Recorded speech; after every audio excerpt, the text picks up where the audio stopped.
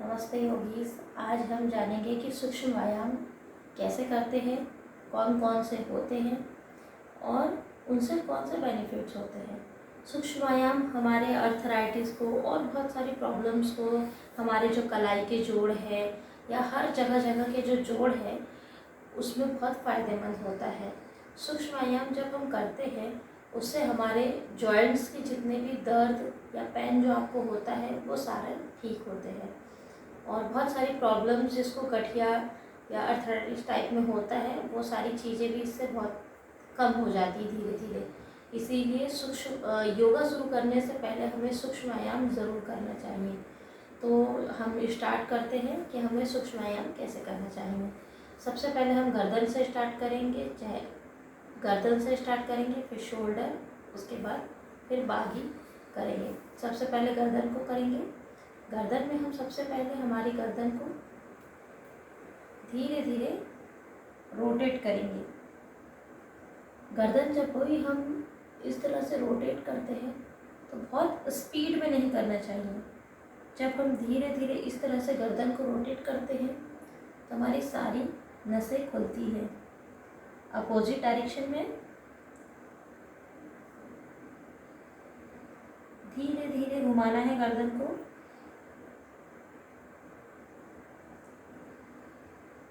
उसके बाद फिर अप डाउन करेंगे, ऊपर की ओर खींचेंगे,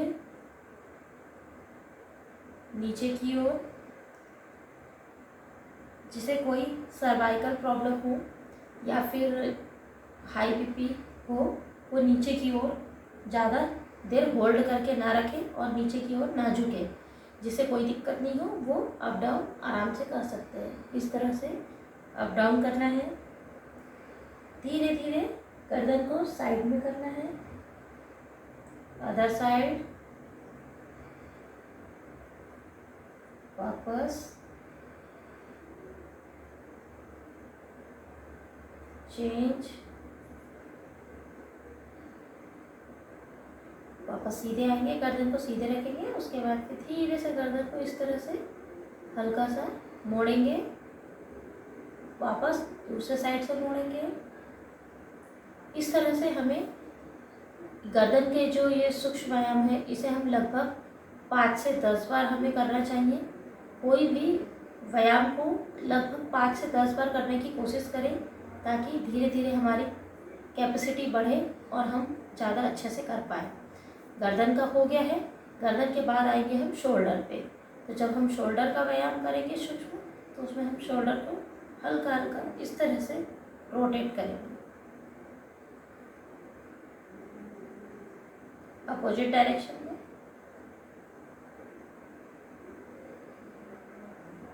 उसके बाद फिर हम हाथों को इस तरह से रख के चेस्ट को ओपन करेंगे, फिर हाथों को पास में लाके फिर चेस्ट को ओपन करेंगे। इस तरह से हमारे यहाँ की जितनी भी मसल्स हैं उसको फ़ायदा मिलेगा, वहाँ की मसल्स इम्प्रूव होगी। उसके बाद शोल्डर पे हाथों को रखकर हाथों को रोटेट करना है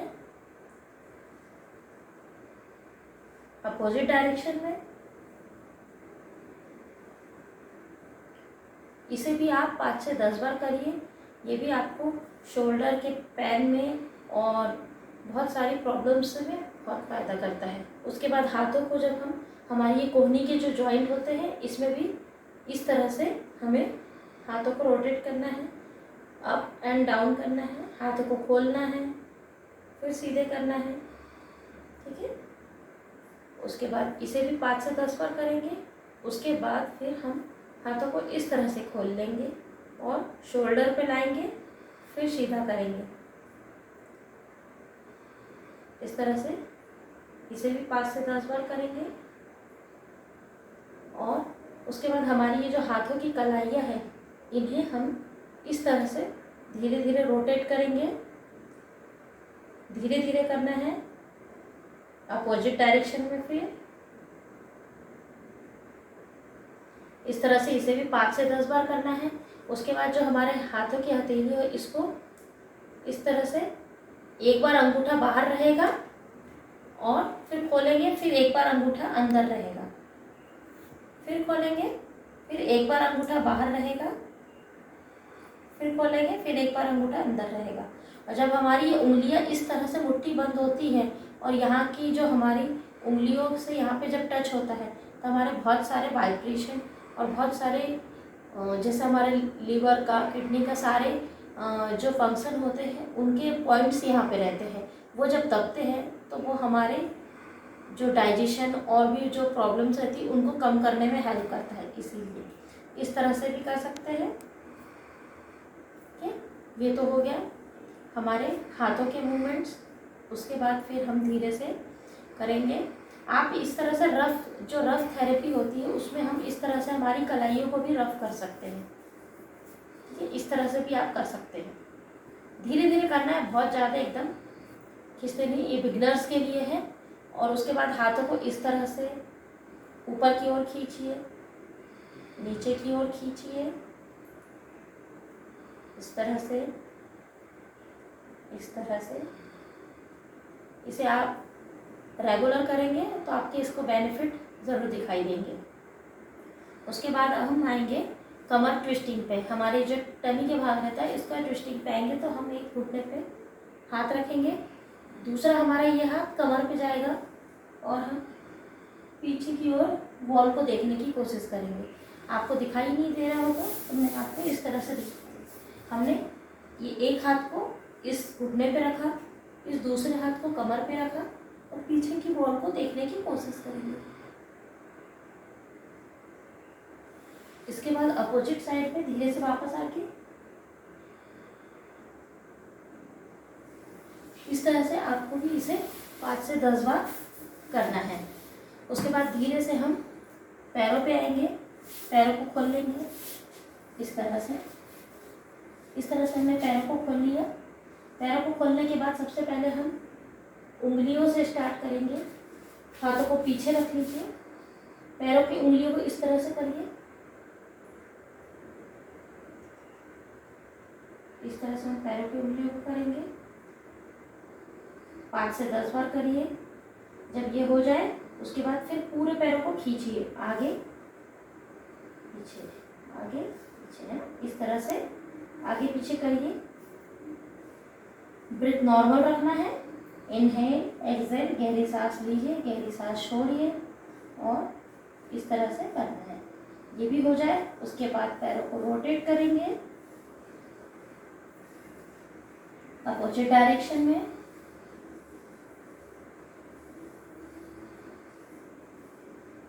इस तरह से पैरों के जॉइंट्स का हो जाएगा।